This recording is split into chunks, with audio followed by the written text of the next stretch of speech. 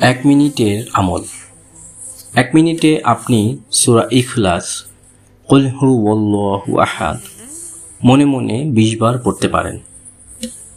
এই সূরা একবার পাঠ করলে কুরআন মাজিদের 1/3 পড়ার সমান সওয়াব পাওয়া যায়। তাই আপনি যদি এই সূরাটি 20 বার পাঠ করেন তবে তা 7 বার কুরআন পড়ার সমতুল্য সওয়াব।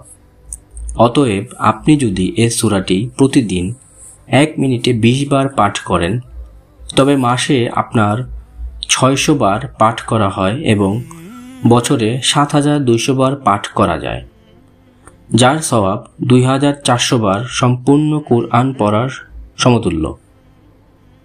একবার আবু হুরায়রা রাদিয়াল্লাহু তাআলা আনহু রাসূলুল্লাহ সাল্লাল্লাহু আলাইহি ওয়াসাল্লাম এর সাথে আসছিলেন। তখন তিনি এক ব্যক্তিকে কুল হুয়াল্লাহু আহাদ আল্লাহুস সামাদ পাঠ করতে শুনলেন। রাসূলুল্লাহ সাল্লাল্লাহু আলাইহি ওয়াসাল্লাম বললেন, ওয়াজিব অর্থাৎ অবধারিত হয়ে গেছে।